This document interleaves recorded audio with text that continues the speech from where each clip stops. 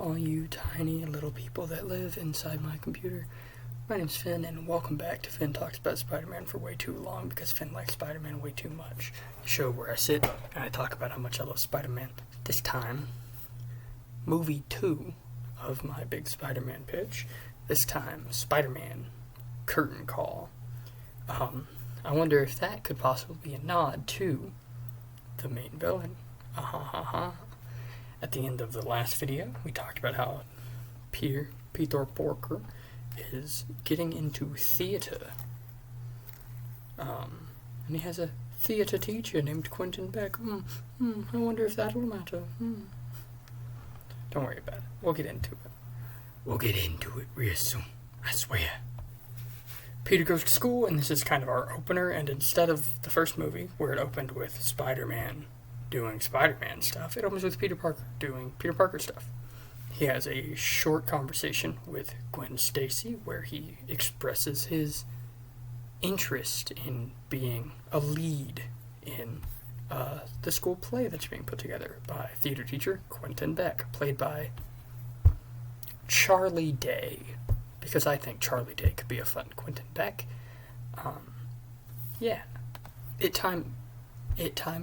It comes time for people to get their roles and whatnot, and that happens, and Peter's really happy as he gets to be Robin Hood. And Quentin Beck is so very happy with his students, and he's so excited to make a cute play.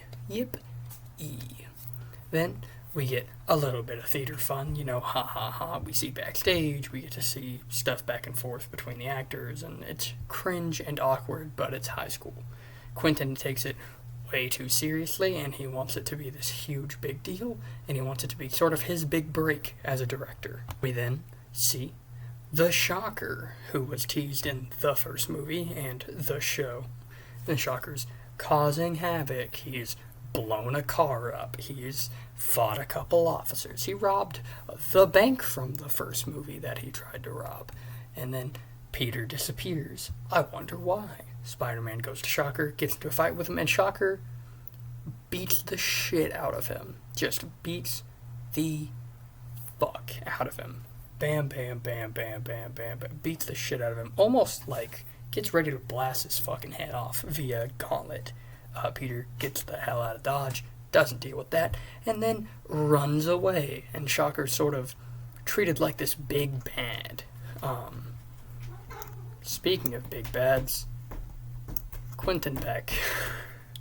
Quentin is a good boy. He is a good man. He has taken care of these students, and he cares for them. And the moment stuff shows up on the TV about how, the fucking Shocker's blowing stuff up, Quentin calls it quits, tries to get all of the students into, a stone room that he will label as his safe room. It's his little director's room. It's where he hides out by himself to have ideas. Because he's such a good director. I promise. We see Peter hobbling as he goes to Gwen's place because he's hurt, and she is not in the play, so she was not there. Not because she doesn't support Peter, but because she just isn't into it. It's not her thing. She will be at the show, she just wouldn't be at the rehearsal. So she's not there, she's at home. Peter comes through the window again because Spider-Man. And then Gwen's like, oh my god, can we meet while you're not bleeding one time? She tries to make this into a joke, and Peter also makes it into a joke, not taking it too seriously, but in reality she is genuinely harmed in the sense that seeing a man she loves in this situation is never going to be easy, and it's never going to be okay. They talk for a bit specifically about the Shocker and how Peter is the reason that the Shocker got put in jail in the first place, in that Peter stopping him leads to him getting to the point he is at now. And it's kind of the opposite of the Uncle Ben thing, where Peter not acting when he should have got Ben killed. Peter acting when he should have, acting correctly, led to the Shocker being the person he is now. Led to the Shocker getting to the point he's at, and getting to this point of power and this point of being able to overpower the strongest guy in New York City, and this point of being not just a random guy with a gun, but a guy who can get away from the police and break into every bank and and it's kind of getting at him because these superpowered guys weren't in New York before my spider bite. What the hell? We then see a very short scene. May sets up dinner, and Peter and Gwen come in, blah, blah, blah, blah, blah. They have a nice little chit-chat, and wah, wah, wah. Peter and Gwen do a little... I might have messed up and called her MJ earlier. Did I call her MJ earlier? I don't think I did. I hope I didn't. But Gwen and Peter give each other a little mwah, and then May goes, "Aw." And then there's a knock at the door, and it's Captain Stacy, who didn't know Gwen was, there. She didn't tell him, and he's slightly upset, but May asks him to sit down and eat with them, which he does, and then they have a short back and forth, and Peter and Captain Stacy have a little back and forth, a little conversation, specifically a conversation about Spider-Man, because Captain Stacy is of the belief that he's doing the right thing, but he shouldn't wear a mask. And then Peter sort of gets that, but then he kind of retorts with like, okay, well, if you did the things that he does, would they not go after the people you love and whatnot? And Stacy gets a little bit frustrated at this statement, because what are you getting at here, kid? What are you trying to say? And Peter backs down, not because he can't continue the argument, but because he understands, A, it's his girlfriend's dad, probably shouldn't be arguing with him. B, it's a cop, probably shouldn't be arguing with him. And C, if I talk too much, they'll know I'm Spider-Man. The classic dilemma. But whatever. We'll get there. The next day at school, we have a very fun scene. We have Harry, very adamantly asking to come in for rehearsals for the theater show, where he's not in it. He did not get a part. He can come in, he can look, he can help with he's not in it. He wanted to be, he's not very good. And it's very cute and blah, blah, blah, blah, blah. And the person who got Harry's spot as the sheriff of Nottingham, it's Flash Thompson. And Flash is so excited to bully Peter in front of people. But Flash isn't a bad person. He's just misunderstood. Because Flash Thompson is cool. Ha ha ha ha ha. Anyways. We get this rehearsal scene and whatnot. It's all set up. And then we get told in 1 week is the play. Well, the first night of the play. They're going to do it for a while. At this point, we're going to say they're a month into this. We've had a couple scenes beforehand of Spider-Man swinging around, montagey stuff. But then we get this statement. Hello, cat.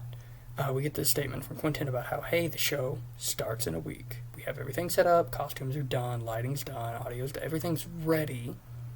You guys just need to be ready and be there. And everybody's excited and blah, blah, blah, blah, blah. Peter is very tired. He has been Spider-Man for a little bit over a year at this point. And he has been working his ass off to do that. He's been working at the Bugle. He's been doing school. And it's all catching up to him. He's really tired. He's really worn out. He's really hurt. But he's there and he's trying. And then we finally get to the night of the first day. The first show, if you will. Peter expresses how excited he is to May. Asks her to come. She goes. Expresses it to Harry. He goes. Well, he's like a stagehand. So he's there, but you get my point. Mr. Osborn shows up to support his son because he's just a good guy. He's just a chill guy. What are you diving at, bud? Similarly, Captain Stacy is there, as is Gwen, yippee, because he likes Peter. He doesn't agree with him on the Spider-Man, on the, like, idea of Spider-Man being a good guy, but he likes Peter. He's a good kid. He's smart. He's got his head on his shoulders. He treats Gwen correctly. He's a good kid. So they're all there. Show's going on, and a little under an hour into it, whoo baby, fun time, the back wall just explodes. And in comes the Shocker. He's just blowing shit up. He's causing a distraction, if you will. But he blows the whole place up. He's shooting his beams. Nobody's dying, but people are getting hurt. He's shooting his vibrating bullshit all over the place. He blows up a bunch of the lights. He blows up the curtain. He points his gauntlet at a kid, realizes it's a kid, picks it up, blasts up at an area where Quentin is currently at, and Quentin falls, landing on his leg. He's alive. He's just hurt. And it's pointed out that because Quentin is doing the, like, why are you doing this? And the Shocker pretty much just says because he can. He's kind of going a little cray-cray. He's not exactly the normalest person. He's not doing this fully randomly. He's doing it more as a way of sending a message. There are cameras here. There are officers of the law. Everybody is here. This is like one of the biggest deals in this small town. People are here. There are cameras. There's like a live stream going by the school and stuff. People see him doing this and know to stay out of his way. Peter sneaks away, becomes Spider-Man, comes back and helps. And Captain Stacy is about that close to shooting Spider-Man. Just almost. And he doesn't because he sees Spider-Man fighting. Shocker. The two battle outside on the football field. I wonder if that will come back at any other point in the past or something. I wonder. But that happens, which is not good. A lot of damage. Peter gets slammed into a football like goalpost, which dents it crazy style. And then they fight a little bit more, and the Shocker expresses, "Hey, stay the fuck out of my way," blah blah blah blah blah. And then he gets the fuck out of there. Peter once again has to hobble somewhere safe. And everybody who loves him is kind of freaking out. He hobbles into the building, finds a place to change, goes out to them, expresses that he's okay. He ran ahead in the bathroom. Blah, blah, blah, blah, blah. And everybody's like, okay. Gwen, Harry, those two don't buy his shit because they know what he was doing. But May and just May and Stacy. Yeah, just May and Stacy. Osborn knows already. Or does he? And Quentin is fucked. His leg is tweaking. And he's really, really pissed. And this was supposed to be his big break. It was supposed to be his big moment. And that didn't happen. And he's really, really angry. And he's really, really frustrated. And he notices a man in the building. One of the only men who could possibly help him in a situation like this. And he goes to Oscorp. Ooh. He goes to Oscorp and he expresses what he feels and what he wants. And what he wants is revenge on the Shocker. Osborn, being the guy who made the Shocker, is like, that's awesome. I could help you do that. And very under the rug, very not traceable, he helps Quentin. He gets him like a thing to fix his leg. He gives him slightly enhanced body mass, making him extremely strong. Gives him all sorts of technology that could help him with, whatever he wants. And Quentin is like, oh, yeah, baby. And he uses it for illusion. He uses illusions. He uses smokes, mirrors, all this shit. He's just glorified theater kid, but really strong. And he goes on a tear looking for the Shocker. Spider-Man finds him and is like, what in the fuck are you? Toilet. You are the fishbowl. You are the dum-dum. You look like a big lollipop. Blah, blah, blah, blah, blah. Making fun of him until he goes to throw a punch at a guy, and his hand just goes all the way through, and there's not a guy there. And Peter's like, huh? And then his senses start freaking out as he goes through a wooden wall, and Peter gets his ass kicked again. Wow.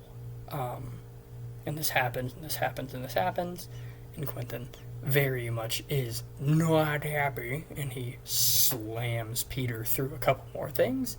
Peter is getting his suit all ripped up, and he's not happy about that. And then he realizes whose voice that is, and he calls out Mr. Beck. Not a smart call, Peter. But Quentin stops, lets go of him for a second, and Peter escapes before anything else can happen. But that occurs. Quentin is not happy. Neither is Peter, because that wasn't a positive. We then get a scene of Peter explaining to Gwen that his theater teacher is this bad guy, and that he thinks that Shocker and Mysterio are going to work together to do something horrid. He doesn't know what, he doesn't know how, he doesn't know when, but he thinks they're working together, and that's not good. Very much right after that, there's another Shocker outbreak, and Peter's like, dear, fuck, I have to go deal with that. He's like, I'm sorry, I gotta go. It's like, I get it, you're good, go. Peter jumps out the window and jumps out the window, blah, blah, blah, blah, blah. And he hitches a ride by getting on the top of Captain Stacy's cruiser. Stacy's like, excuse you, fucking webhead. What are you doing? And he's like, we're going the same place. He, like, teases him. We're going the same place, aren't we? Blah, blah, blah, blah, blah. Captain Stacy agrees, but, like, only because he knows that he needs Spider-Man's help to deal with Shocker. They go there, and Shocker is not alone. He's with Mysterio, and Peter's like, oh god, they're working together. Fuck, I can't beat either of them, and they're together. They're fighting. So instead of Peter being correct in his theory, he's quite the opposite. Those two are going at it. And Captain Stacy tells Peter, Spider-Man, don't go in there. I'm calling for backup. And before he turns his head, Spider-Man's inside. And he goes in, and his senses are going insane. His ears hurt. He can't smell. His eyes are seeing Mysterio stuff that is fake. He's paying attention to a Mysterio thing, and then vibrations from Shocker come out. Or he's trying to listen to where one of them are, but there's so many other sounds, and he doesn't understand. And his body is telling him to move, but he doesn't see anything, and he doesn't feel anything. And then it happens. He just gets his ass handed to him. He's not fighting either of them, but he's getting hit by it. He's in the crossfire of all of their damage they're doing to one another. And they're just fighting here in this random building, like this run-down, broken building, like old apartment. They're fighting, whatever. It keeps going. Until Quentin finally gets a little bit of a drop on Shocker, sending him out the fucking window. Shocker goes flying, slams into some stone, and then runs away. Peter, knowing that Mysterio will simply overwhelm him because his senses are freaking out, goes for Shocker instead. He catches Shocker and webs him up a little in like a park or an alleyway, somewhere where there's not a whole lot of people right this second. And they talk and they talk and they talk, and they have sort of a Punisher Daredevil sort of talk. Like the scene where Daredevil is tied up and Punisher's like ranting to him. Like that sort of thing. The cats are all yelling. It's that sort of conversation. And that's happening, and Peter's like, listen, man. I can't let you hurt people, but I also need your help with Mysterio. And he expresses that he needs help. Shocker at first is very much not cool with it, but then he thinks about it. He's like, okay, we can work together to deal with that. The moment he's gone, I'm kicking your ass and I'm getting out of here. Peter begrudgingly agrees to these terms. Sure, the moment he's done, you can kick my ass. That sort of thing. Sure, we can fight after that or whatever. And they agree to this, and then they're like, okay, well, what do we do now? How do we get that to happen? How do we get to this point? How do we make this occur?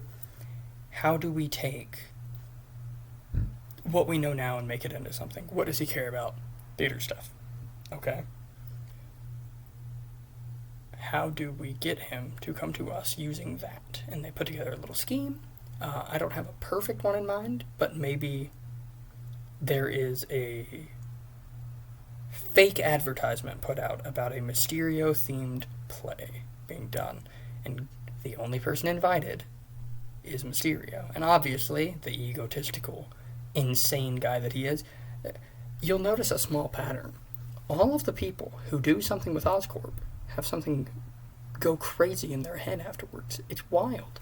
Can't imagine how many of that would occur. But he goes and he sits and he's waiting. And then Peter gets drop on him and pulls the fishbowl off. And it's not Quentin Beck. It's just a random student. It's Flash Thompson. And Peter pulls his hands back away from the guy. Shocker puts his gauntlet up to blow his fucking head off. And Peter has to stop and be like, that's not him. That's just a kid. Blah, blah, blah, blah, blah. They take Flash and they get him the fuck out of there. Well, Peter does. And he comes back to Shocker fighting Mysterio. And Peter jumps in and starts helping and blah, blah, blah, blah, blah. At one point, Shocker gets tossed back and crushed under a bunch of rubble. He's not dead, just stuck for a bit. And Peter starts getting his ass beaten by Mysterio. That is until he closes his eyes and pays very, very close attention. He listens to every footstep and every sound. Mysterio goes to throw a punch, and it just goes through Peter, because that's not the real Mysterio. Peter doesn't flinch. There is giant snakes that come attacking. Peter does not flinch. Fire comes out. Peter moves because he knows it's real. He's starting to use his senses, his spider sense, if you will, to handle this scenario better than he would have beforehand. And he's getting into it, and he's getting into a rhythm, and he's getting into a rhythm, and he's getting used to it, and he's getting used to it. Until he starts hearing more footsteps. And it's not another pair, so it's not Shocker. Peter has to pay very close attention, and there's a lot more footsteps. 5, 10, 13 more people. All above him. Stuck in the raptors above this thing. Mysterio knew this was a trap. Not only did he know it was a trap, but he sent the traps back with other people. All of the students who should have been in the play. Except Flash, who's now outside, and Peter, who is Spider-Man, are up there. All of the stagehands, the makeup people, everyone is up there, and they don't have much room. They don't have much room, and they're just kind of hanging on by a couple pieces of wire, which is not safe. Peter, realizing this, takes more of his time and energy towards that and tries to save them. That is until Mysterio breaks the wires and it falls, and it's like about to like crush Mysterio himself until Peter dives in, grabbing it and letting it just fall onto his shoulders, crushing him for a minute there. And we get our big Spider-Man has to lift a bunch of weight thing. 13 mostly grown, like almost adult-sized humans under a big thing of metal, blah, blah, blah, blah, blah. It's a fair amount of weight. And Peter is struggling. He's not an adult. This is a teenager, and he has all this weight falling on him. And Mysterio is about to try to, like, harm him more while he's being crushed by this. Students are trying to get down, but they're terrified, A, because they're 5 or 6 feet up compared to where they normally would be if they were to just hop down, and B, Mysterio is right there. Luckily, Shocker blasts Mysterio, sending him flying away, giving Peter a moment to let everyone down before crawling out from under this thing that, like just narrowly doesn't crush it. Everybody, like, rushes out of the room except for Harry, who, like, stays back and, like, asks, hey, man, are you good? Peter huffs a lot, and then kind of angrily tells Harry to get the fuck out of here.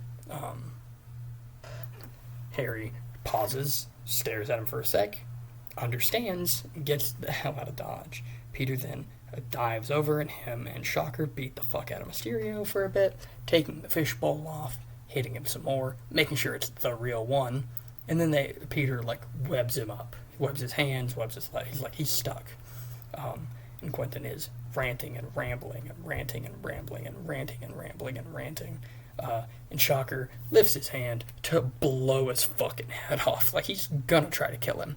And then Peter gets in the way and is like, hey, we had a deal. You weren't gonna do that. We were gonna send him to the cops, and then you would fight me. Shocker immediately backhands Peter just with the big ghost. Peter goes flying into the seats. Shocker then blasts at Peter. Peter dodges out of the way, and then by the time he looks back over at them, you hear Quentin yelling as double hand just all of the power he has just into Mysterio's head, killing Quentin Beck. This is the first death in this series, period. And it would be treated as a big deal. Peter would get, like, his first, like, nah, like the 2002 Spider-Man. Like, the yells and the nose that he had, or Andrew Garfield crying, or Tom Holland, like, geeking, or any of the animated versions who have had similar things. But it's kind of Peter's first moment of, like, fuck, all this work and it's still not doing good. That sort of thing. Like, it's fucked, and he can't do anything about it. He runs over, but before he can do anything, Shocker is gone. He gets out of there. He's out. He's gone. Whatever. Cops come just flying in. Captain Stacy sees Quentin, sees Peter, and not Peter Parker, but Spidey-Mans, looks at him, and he sort of just has to, like, palm his head. He's like, oh, God. And all of the cops raise their guns to Spider-Man. And Captain Stacy's like, it wasn't him, let him go, blah, blah, blah, blah, blah. He gives, like, his reason or whatever. And everybody, like, lowers their guns. Spider-Man gets out of Dodge, and then they go and look at it, and Quentin is dead.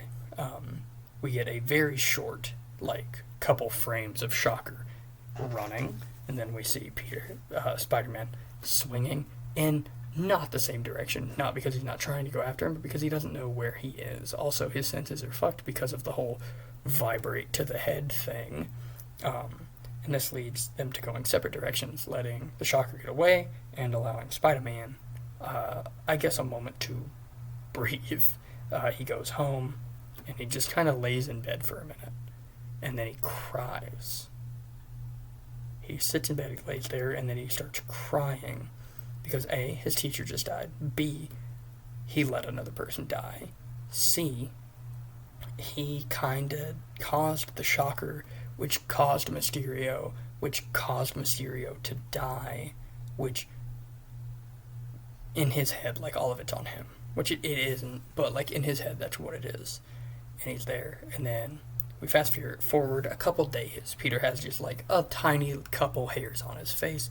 He hasn't been taking care of himself. He didn't go to school, and Gwen and Harry come in to visit him, and he's sat there, and he just doesn't know what to do. He's kind of lost, and then they talk to him for a minute, and they get him to laugh, or so they think. Peter sort of makes himself laugh, because he doesn't want to worry anyone, and then he starts worrying about the fact that they know who he is, and they care for him while he's doing this, and that he could have been Mysterio tonight. That could have been him. He could have been the one who got, like, for lack of a better term, like, scrambled. Like, they could have been him. And he's not happy about that. He's not happy about the way that his friends and his family have to view that.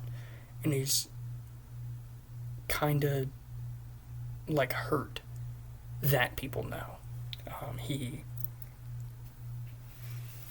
He gets up and he promises to be at school tomorrow, and and he goes. And then while he's at school, there is a small presentation presented by one Norman Osborn. Norman expresses how much he views this school specifically as important. He sent his son here because he trusts them. He talks about the bad things that happened last year with the Vulture, the things that happened throughout the summer and whatnot. Things that happened at the early part of the year and the late part of last year through the TV show. He talks about Quentin, and he talks about Shocker, and he talks about all this, and he talks about how Quentin Beck was found with an Oscorp logo on, like, the fake leg thing he was wearing. And Norman expresses empathy and sympathy, and he cries for everybody for a second, and he asks for a moment of silence, and everybody's quiet. He takes a minute, and he assures everyone that it'll be okay. He assures everyone that he had nothing to do with it.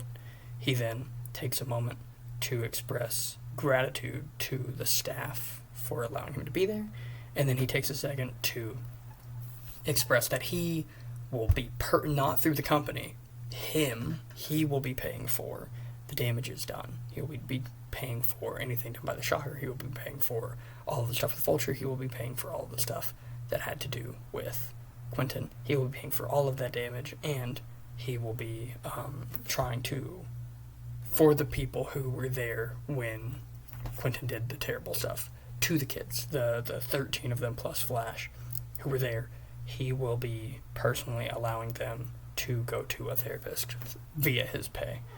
He's doing everything he can to right his wrongs, because he's a good guy like that. He's a good guy. Everyone is really happy to hear this, especially Peter, who takes it as a moment to, like, sit back. And then we get a very short scene at the very end. It's kind of like the last scene of the film, of Peter talking to a therapist and expressing some stuff.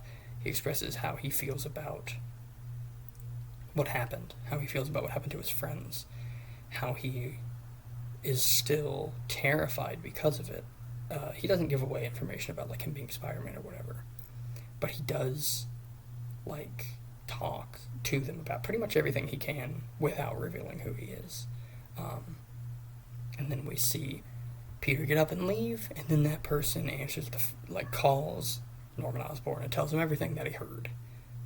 They tell Norman everything that Peter had said to them, because Norman asked to hear what every student said, but in reality, he's doing all of this to hear what Peter's thinking, because he knows that he's Spider-Man. We then get, like, just a glimpse of Norman smiling with green lighting, and the film ends. At the very end of the credits, we get to see Norman give himself a shot of a green liquid, and then we see, instead of just a hint of green behind him or some green lighting, we see his face light up green, as instead of smiling or smirking, he gives a devilish grin. And then we get a black screen, and then that's it for this film. I think I wanted to make it a little more... I wanted my improvisation to be a little less detailed than the first episode, which was like an hour long, and instead be a little bit shorter, because I think it's easier to watch that way. I also paused a couple times. I still don't have... if I open the notes here, without showing the next thing, I still only have that much of note to, like, go off of. So I did improv all this, and I will continue to do that in the future. If you enjoyed this story, thank you for your time. Tell me about it in the comments. If you didn't, I would like to hear why it was unenjoyable, or why you think it could have been better. If you have any ideas or any notes, please let me know down in the comments below. Go to the description to check out the Patreon and or the Discord. You don't need both. You're also not required to do either. Thank you for your time. Thank you for your support.